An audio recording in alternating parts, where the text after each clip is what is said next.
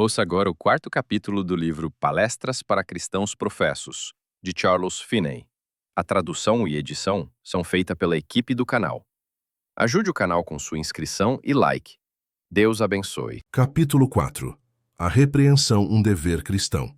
Repreenderás com firmeza ao teu próximo e não levarás sobre ti o pecado dele. Levítico 19:17. O versículo completo diz o seguinte: não odiarás a teu irmão no teu coração. Repreenderás com firmeza ao teu próximo e não levarás sobre ti o pecado dele. Na margem, como podem ver aqueles de vocês que têm Bíblias com notas marginais, as últimas palavras do versículo são traduzidas como para que não leves pecado por causa dele. E estou convencido de que esta é a tradução correta. A ideia é esta: que os homens têm o dever de repreender seus próximos pelo pecado, para que não se tornem participantes ou cúmplices de seu pecado. Ao falar sobre estas palavras, pretendo seguir a seguinte ordem. Primeiro, apresentar as razões para a regra estabelecida no texto. Segundo, mostrar a quem a regra se aplica. Terceiro, mencionar várias exceções que Deus fez à regra, ou classes de pessoas que não devem ser repreendidas por seus pecados. Quarto, a maneira de realizar este dever. E em quinto, várias aplicações específicas dos princípios estabelecidos. Primeiro, devo apresentar as razões para a regra. Razão 1. O amor a Deus claramente exige isso. Se realmente amamos a Deus, naturalmente nos sentiremos obrigados a repreender aqueles que o odeiam, abusam dele e quebram seus mandamentos. Se eu amo o governo do país, não deveria eu reprovar e repreender um homem que abusasse ou difamasse o governo? Se um filho ama seus pais, não irá ele naturalmente repreender um homem que abusa de seus pais na sua frente? Razão 2. O amor ao universo levará à mesma coisa. Se um homem ama o universo, se ele é motivado por benevolência universal, ele sabe que o pecado é inconsistente com o bem maior do universo, e que ele se destina a prejudicar e arruinar o todo se não for combatido. Que sua tendência direta é subverter a ordem e destruir a felicidade do universo.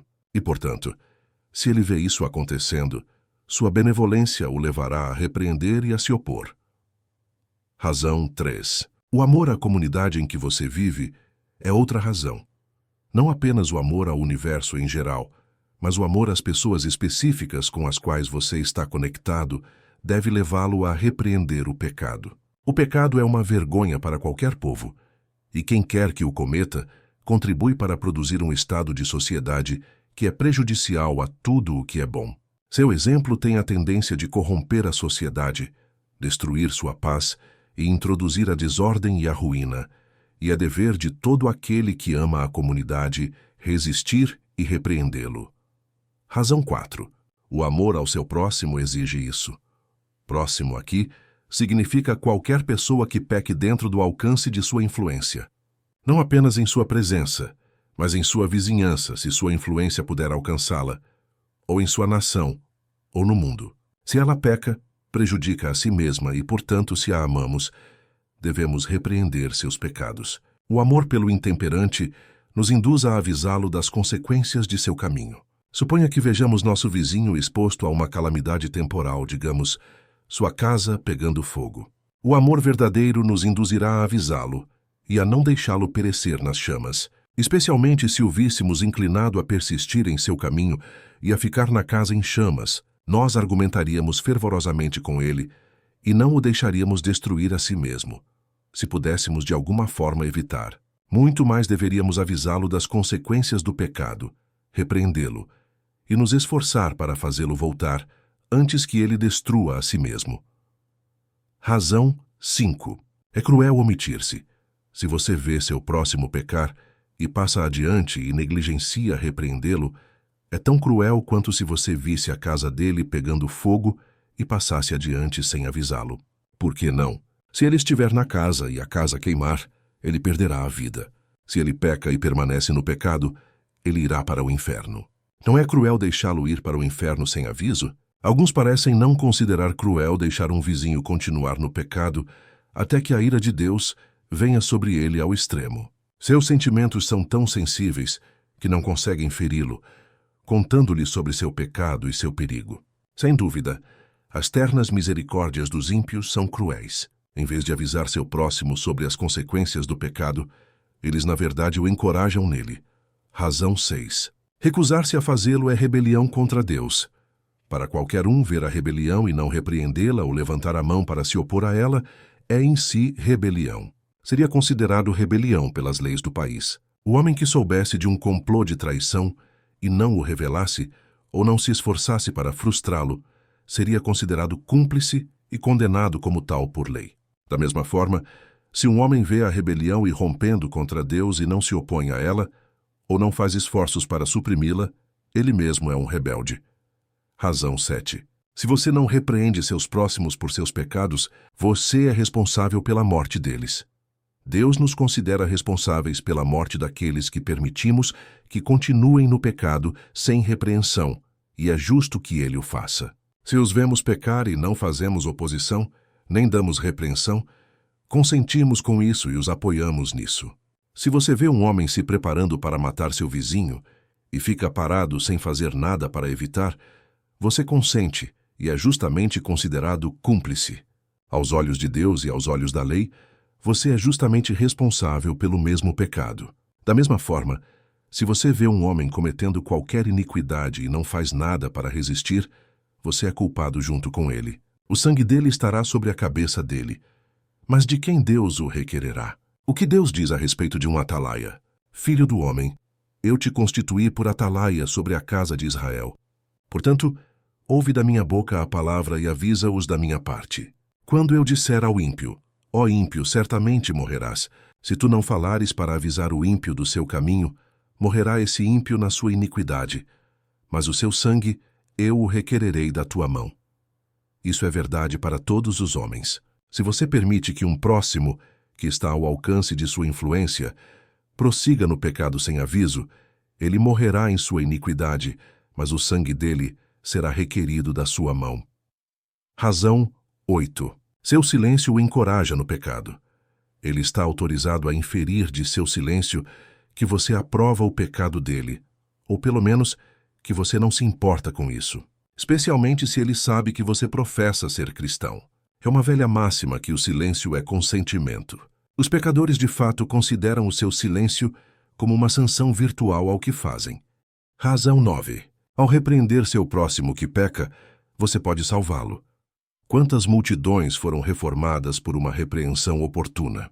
A maioria daqueles que são salvos porque alguém os repreendeu por seus pecados e os instou ao arrependimento. Você pode ser o instrumento para salvar qualquer homem, se falar com ele, repreendê-lo e orar por ele como deveria. Quantos casos existem em que uma única repreensão foi para o transgressor, como a flecha farpada em sua alma, que infeccionou e infeccionou, cujo veneno consumiu seu espírito até que ele se submeteu a Deus. Conheci casos em que até mesmo um olhar de repreensão fez o trabalho. Razão 10. Se você não salvar o indivíduo repreendido, sua repreensão pode salvar outra pessoa que tenha conhecimento do fato.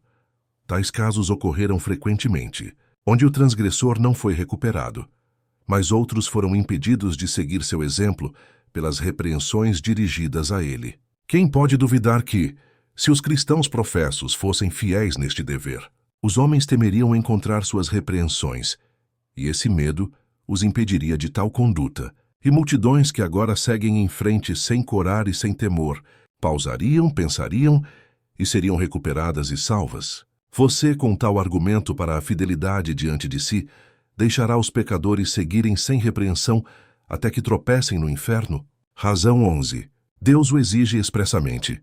A linguagem do texto é, no original, extremamente forte. A palavra é repetida, que é a forma como o hebraico expressa um superlativo, de modo a não deixar dúvidas na mente, nem a menor incerteza quanto ao dever, nem qualquer desculpa para não o fazer. Não há um mandamento de Deus mais forte na Bíblia do que este. Deus deu a ele a maior força de linguagem que pôde. Repreenderás com firmeza, in it in any wise, significando de todas as formas, sem falta ao teu próximo. Isto é, sem qualquer desculpa, e não levarás o pecado dele. Não seja cúmplice de sua ruína. É uma máxima da lei que, se um homem sabe de um assassinato prestes a ser cometido e não usa meios para evitá-lo, ele será considerado cúmplice anterior ao fato. Se ele sabe de um assassinato que foi cometido e não se esforça para levar o criminoso à justiça, ele é cúmplice posterior ao fato. Assim, pela lei de Deus, se você não se esforça para levar um transgressor conhecido ao arrependimento, você está implicado na culpa de seu crime e é considerado responsável perante o trono de Deus. Razão dose. Se você o fizer da maneira correta, manterá uma consciência livre de ofensas em relação ao seu próximo, seja qual for o fim dele.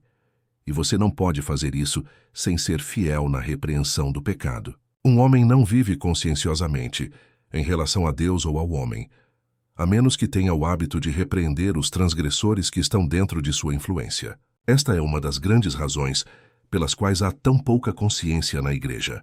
Em que aspecto os cristãos professos estão tão habituados a resistir às suas consciências quanto ao dever de repreender o pecado? Aqui está um dos mandamentos mais fortes da Bíblia, e ainda assim, multidões não lhe dão a menor atenção. Podem eles ter uma consciência limpa? Poderiam muito bem fingir ter uma consciência limpa e se embebedar todos os dias. Nenhum homem guarda a lei de Deus, ou mantém sua consciência limpa, se vê o pecado e não o repreende. Ele tem culpa adicional, quem sabe do pecado e não o repreende. Ele quebra 2 mandamentos. Primeiro, torna-se cúmplice da transgressão de seu próximo, e então desobedece a uma exigência expressa ao se recusar a repreender seu próximo. Razão 13. A menos que você repreenda os homens por seus pecados, você não está preparado para encontrá-los no juízo. Você está preparado para encontrar seus filhos no juízo. Se não os repreendeu, nem os disciplinou, nem vigiou sua moral? Certamente não, você diz. Mas por quê? Porque Deus tornou meu dever fazer isso, e Ele me considera responsável por isso. Muito bem. Então tome o caso de qualquer outro homem que peca sob seus olhos, ou ao alcance de sua influência, e vai para o inferno, e você nunca o repreendeu. Você não é responsável? Oh, quantos estão agora gemendo no inferno, que você viu cometer pecado e nunca repreendeu, e agora estão derramando maldições sobre sua cabeça porque você nunca os avisou. E como você pode encontrá-los no juízo? E finalmente, razão 14. A menos que você faça isso, você não está preparado para encontrar a Deus. Quantos existem que professam amar a Deus e ainda assim nem sequer fingem obedecer a este mandamento? Tais pessoas estão preparadas para encontrar a Deus quando Ele diz: repreenderás com firmeza ao teu próximo, isto é, sem qualquer desculpa. Segundo, a quem este mandamento é dirigido?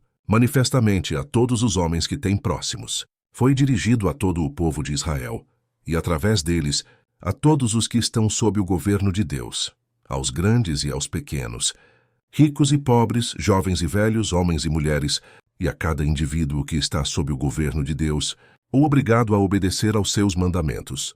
Terceiro, algumas exceções à aplicação universal desta lei.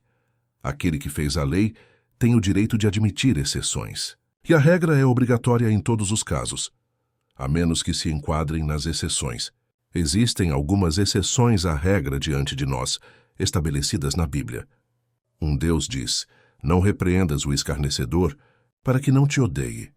Há um estado de espírito em que se sabe que a pessoa é um escarnecedor, um desprezador da religião, alguém que odeia a Deus e não tem consideração por sua lei, que não pode ser influenciada por qualquer temor ou preocupação por Deus. Por que você o repreenderia? Isso apenas provocará uma briga, sem resultar em nenhum bem para ninguém. Portanto, Deus torna tal perfil uma exceção à regra. 2. Jesus Cristo diz: não lanceis vossas pérolas aos porcos, para que não as pisem com os pés, e voltando-se, vos despedacem. Seja qual for o outro significado desta passagem, parece-me significar isto: que às vezes os homens estão em tal estado de espírito que falar com eles sobre religião seria ao mesmo tempo irracional e perigoso, como lançar pérolas aos porcos. Eles têm tal desprezo pela religião e um coração tão estúpido, sensual e suíno que pisotearão todas as suas repreensões e, além disso, se voltarão contra você com raiva. É lícito deixar tais homens seguirem. E o fato de não se intrometer com eles será maior sabedoria do que atacá-los. Mas grande caridade deve ser usada, para não supor que aqueles seus próximos sejam porcos, quando não o merecem, e que poderiam ser beneficiados por uma repreensão adequada. 3 homens que estão em um estado estabelecido de justiça própria, é melhor deixá-los em paz. Cristo disse dos escribas e fariseus: deixai-os. São condutores cegos de cegos. Isto é, eles estavam tão cheios de orgulho e presunção, tão satisfeitos com sua própria sabedoria e bondade, que não podem ser alcançados por nenhuma repreensão. E parece melhor deixá-los em paz, pois se você começar a repreendê-los, seria como tentar causar impressão neles, enfrentando um vento impetuoso. Eles o intimidarão, e estão tão cheios de argumentos, objeções mesquinhas e intimidações que você não ganha nada. 4. A maneira pela qual este dever deve ser realizado. 1. Deve ser feito sempre em nome do Senhor. É importante, ao repreender seu próximo pelo pecado, sempre fazê-lo sentir que não é uma controvérsia pessoal com você, não é uma questão de egoísmo de sua parte, ou reivindicação de qualquer direito de superioridade, ou de dominar sobre ele, mas que você o repreende em nome do Senhor, pela honra de Deus, porque ele quebrou sua lei. Se, pela sua maneira, você de alguma forma passar a impressão em sua mente de que é uma controvérsia pessoal, ou feito por algum motivo particular seu, ele invariavelmente se levantará contra você, resistirá e talvez lhe retrucará. Mas se você passar a impressão em sua mente de que é feito em nome de Deus e colocá-lo diretamente diante de Deus como um ofensor, ele achará extremamente difícil escapar de você sem, pelo menos, confessar que está errado. 2. Deve ser feito sempre com grande solenidade. Acima de tudo, não o faça pensar que é apenas uma coisinha que você está lhe insinuando, mas faça-o sentir que é por um pecado contra Deus que você o está repreendendo, e que é algo que, em sua opinião, deve ser visto como uma coisa terrível. 3. Você deve usar mais ou menos severidade, de acordo com a natureza do caso e as circunstâncias sob as quais o pecado foi cometido. A relação entre as partes. Sua relação com a pessoa que foi culpada do pecado deve ser devidamente considerada. Se um filho vai repreender um pai, ele deve fazê-lo de maneira adequada à relação em que se encontra. Se um homem vai repreender um magistrado, ou se um indivíduo está prestes a repreender um ancião, o apóstolo diz que deve ser desta forma: exorta-o como a um pai. Essa relação deve influenciar profundamente a maneira de administrar a repreensão. A relação de pais e filhos, de maridos e mulheres, de irmãos e irmãs, tudo deve ser considerado. Assim também as idades das partes, suas circunstâncias relativas na vida. É impróprio que servos repreendam seus mestres da mesma maneira que seus iguais. Esta orientação nunca deve ser negligenciada ou esquecida, pois, se for, todo o bom efeito da repreensão será perdido. Mas lembre-se, nenhuma relação na vida ou circunstâncias relativas das partes remove a obrigação deste dever. Seja qual for a relação, você deve repreender o pecado, e é obrigado a fazê-lo em nome do Senhor.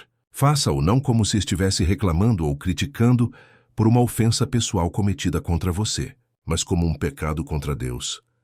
Assim, quando um filho repreende um pai por pecar, ele não deve fazê-lo como se estivesse protestando com ele por qualquer mal feito a si mesmo, ou com os olhos no fato de que o pai pecou contra Deus e, portanto, com toda aquela clareza, fidelidade e incisividade que o pecado exige. A repreensão deve ser regulada pelo conhecimento que o ofensor tem de seu dever. Se o indivíduo é ignorante, a repreensão deve ser mais na forma de instrução do que de repreensão severa. Como você faz com seu filho pequeno? Você o instrui e se esforça para iluminar sua mente a respeito de seu dever. Você procede, é claro, de forma muito diferente do que faria com um ofensor endurecido, com referência também à frequência da ofensa. Você repreenderia uma primeira ofensa de maneira muito diferente da que usaria para com um transgressor habitual. Se uma pessoa está acostumada a pecar e sabe que é errado, você usa mais severidade. Se é a primeira vez, talvez uma mera alusão seja suficiente para evitar uma repetição.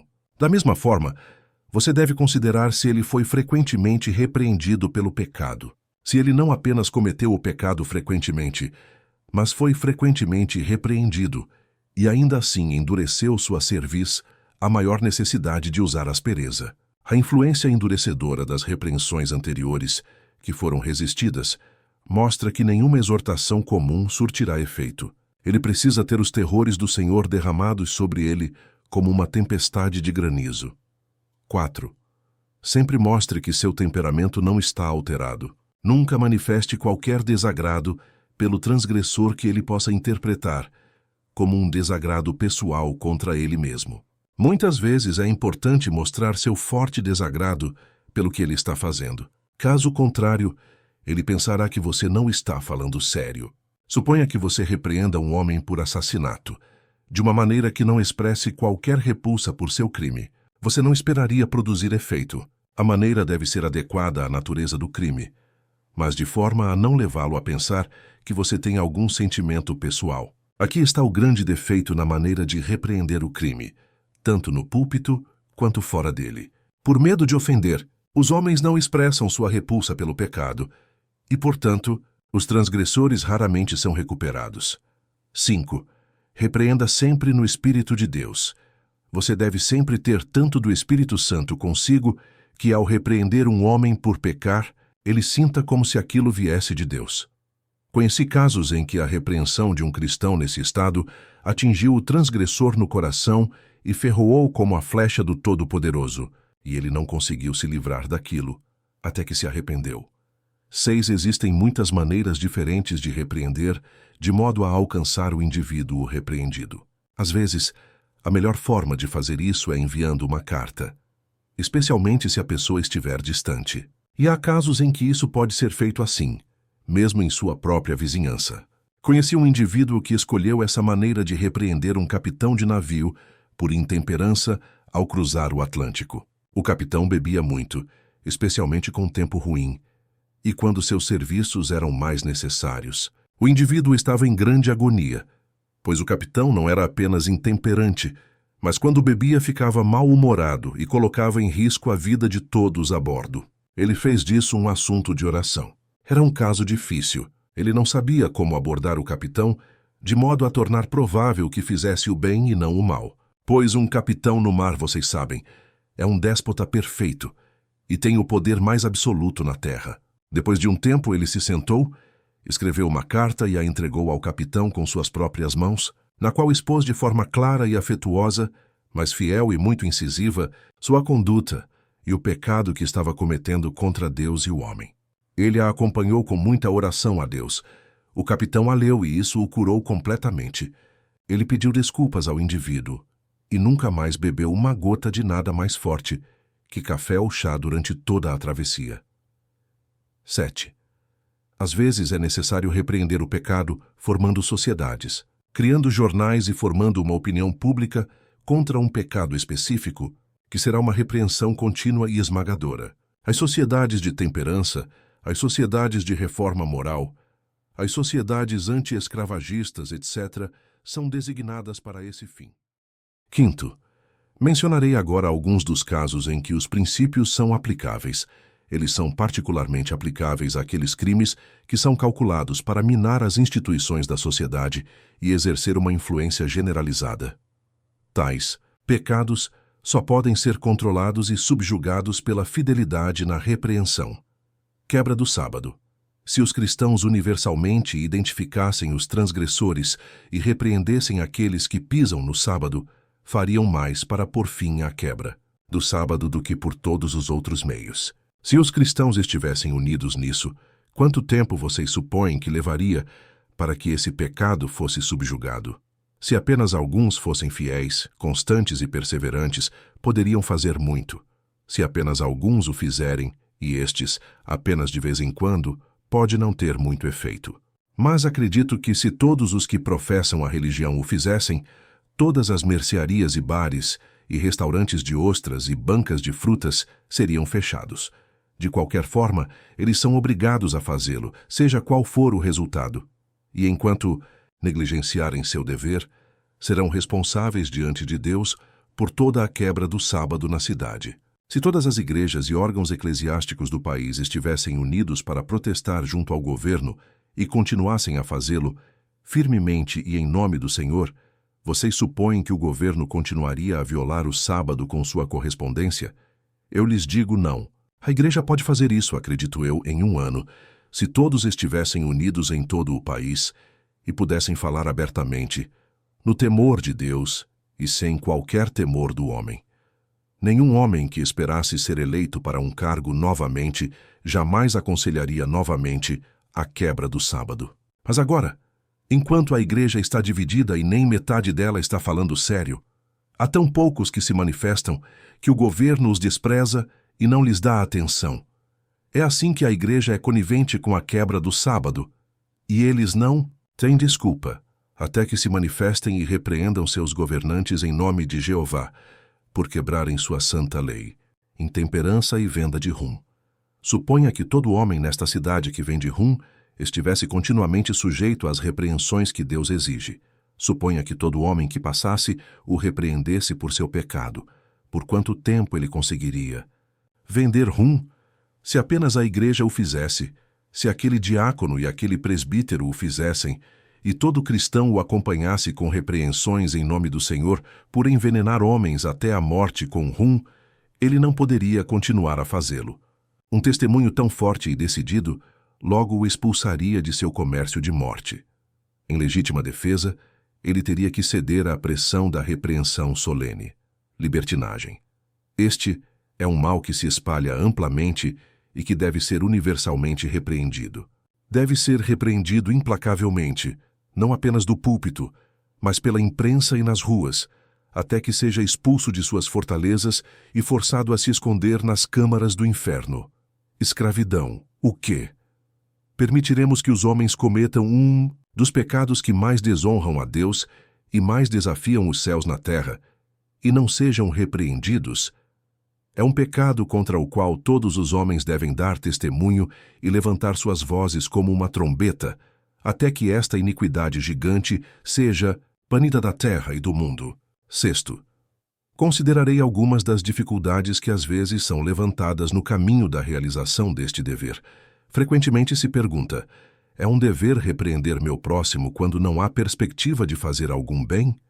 Eu respondo, pode ser muito essencial repreender o pecado, em muitos casos, onde não há perspectiva de que o indivíduo que você repreende será beneficiado, como nos casos em que seu silêncio seria tomado como conivência com o pecado dele, ou onde o próprio fato de ele ser repreendido pode impedir que outros caiam em crime semelhante, onde o ofensor se enquadra apropriadamente na descrição de um escarnecedor ou de um porco. Aí Deus fez uma exceção e você não é obrigado a repreender. Mas em outros casos, o dever é seu, as consequências são de Deus. Pergunta-se, devo repreender estranhos? Por que não? O estranho não é seu próximo? Você não deve repreender um estranho da mesma maneira que faria com um conhecido familiar. Mas o fato de ele ser um estranho não é razão para que ele não seja repreendido se ele quebra o mandamento de Deus. Se um homem pragueja profanamente ou quebra o sábado em sua presença, o fato de ser um estranho não o isenta do dever e da responsabilidade de administrar a repreensão, ou de tentar levá-lo ao arrependimento e salvar sua alma. Pergunta-se, devemos repreender uma pessoa quando ela está bêbada? Geralmente não, pois quando uma pessoa está bêbada, ela está desorientada. Pode haver casos em que seja apropriado, com o propósito de avisar os outros. Mas no que diz respeito ao próprio bêbado, como regra geral, não é conveniente. No entanto, há muitos casos em que a repreensão a um homem, mesmo quando bêbado, o atingiu de tal forma que o fez ficar sóbrio e abandonar seu pecado bestial. Devemos repreender grandes homens e aqueles que estão acima de nós na sociedade e que podem nos menosprezar e desprezar nossas repreensões? Isso não altera seu dever. Repreenderás com firmeza ao teu próximo e não levarás o pecado por causa dele. Você deve ter em mente a relação em que ele se encontra e tratá-lo de acordo. Mas ainda assim, se ele peca contra Deus, é seu dever repreendê-lo de maneira apropriada. Observações. Observação 1. Não fale sobre os pecados das pessoas, mas vá e repreenda-as. É muito comum falar sobre os pecados das pessoas pelas costas delas, mas isso é uma grande perversidade. Se você quer falar sobre os pecados de qualquer pessoa, vá e fale com ela, e tente fazê-la se arrepender e abandoná-los. Não vá falar com os outros contra ela, pelas costas, e deixá-la continuar em seus pecados, indo para o inferno sem aviso. Observação. 2. Como são poucos os cristãos professos conscienciosos o bastante para praticar este dever. Suponho que existam milhares nesta cidade que nunca nem pensam em fazer isso. Sim, os cristãos professos vivem em desobediência habitual a este mandamento claro e fortemente expresso de Deus. E então eles se admiram porque não têm o espírito de oração e porque não há mais avivamentos. Admire-se. Observação 3. Vejam por que tão poucas pessoas desfrutam da religião. Elas vivem em negligência habitual deste mandamento, inventando desculpas quando Deus disse que não haverá desculpa. E como podem elas desfrutar da religião? O que o universo pensaria de Deus se ele concedesse as alegrias da religião a cristãos professos tão infiéis? Observação 4. Vemos que a grande massa dos cristãos professos tem mais consideração por sua própria reputação do que pelas exigências de Deus. A prova é que, antes de correr o risco de serem chamados de censores, NT, censorios, críticos severos, ou de fazerem inimigos por repreenderem o pecado, eles deixam os homens continuarem no pecado sem repreensão, embora Deus diga: repreenderás com firmeza ao teu próximo. Mas eu vou ofendê-lo se repreender seu pecado. Repreenda-o com firmeza, diz Jeová. Isso mostra que eles têm mais medo dos homens do que de Deus. Por medo de ofender o homem, eles correm o risco de ofender a Deus. Sim, eles desobedecem categoricamente a Deus em um de seus mandamentos mais claros e fortes, para não incorrer no desagrado dos homens por repreenderem seus pecados. Observação 5. Ninguém tem o direito de nos dizer, quando o repreendemos por seu pecado, que não é da nossa conta nos intrometermos com ele. Quantas vezes os transgressores dizem àqueles que os repreendem fielmente que é melhor cuidarem da própria vida e não se meterem no que não lhes diz respeito. E são chamados de intrometidos e xeretas, por se intrometerem nos assuntos dos outros. No sul eles ficaram furiosíssimos porque nós, do norte, estamos tentando convencê-los da perversidade da escravidão. E eles dizem que não é da nossa conta, que a escravidão é um assunto exclusivamente deles e que não permitirão que ninguém mais interfira. E exigem que os deixemos em paz e não nos permitem nem mesmo falar sobre o assunto. E eles querem que nossos legisladores do norte aprovem leis que nos proíbam de repreender nossos vizinhos do sul por seu pecado de manter homens em escravidão. Deus nos livre de ficarmos em silêncio. O próprio Jeová nos ordenou que repreendamos nosso próximo com firmeza, sejam quais forem as consequências, que nós os repreenderemos, ainda que o inferno inteiro se levante contra isso. Devemos nos calar e ser cúmplices do pecado da escravidão, por conivência como temos sido. Deus nos livre. Falaremos sobre isso. Daremos nosso testemunho contra isso. Oraremos sobre isso e nos queixaremos disso a Deus e aos homens. O céu saberá, o mundo saberá e o inferno saberá que nós protestamos contra o pecado. E continuaremos a repreendê-lo até que ele seja extinto. O Deus Todo-Poderoso diz: repreenderás com firmeza ao teu próximo, e nós devemos fazê-lo. Da mesma forma, o vendedor de rum está o tempo todo alegando: não é da sua conta o que eu faço. Por favor, cuide da sua vida e me deixe em paz. Mas é da nossa conta repreendê-lo quando ele distribui seu veneno. E isso é da conta de todos. E todo homem tem o dever de repreender seu crime até que ele o abandone e pare de destruir as vidas e as almas de seus próximos. Observação 6. Vemos a importância da coerência na religião. Se um homem professa amar a Deus, ele deveria ter coerência suficiente para repreender aqueles que se opõem a Deus. Se os cristãos fossem apenas coerentes neste dever, muitos seriam convertidos por causa disso.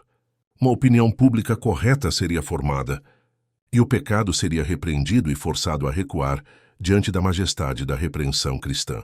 Se os cristãos não fossem tão covardes e tão categoricamente desobedientes a este claro mandamento de Deus, uma coisa certamente aconteceria. Ou eles seriam assassinados nas ruas como mártires, porque os homens não suportariam a presença intolerável da verdade, ou eles seriam rapidamente convertidos a Deus. O que diremos então a tais cristãos professos, com medo de repreender pecadores? Quando Deus ordena, não estão preparados para obedecer? Como responderão por isso a Deus? Agora, amados, vocês praticarão este dever. Vocês repreenderão o pecado fielmente, para não levarem sobre si o pecado de seus próximos. Vocês farão de sua vida inteira um testemunho contra o pecado. Vocês limparão suas almas, ou se calarão e serão sobrecarregados com a culpa de todos os transgressores ao seu redor e dentro da esfera de sua influência. Deus diz: repreenderás com firmeza ao teu próximo e não levarás o pecado por causa dele.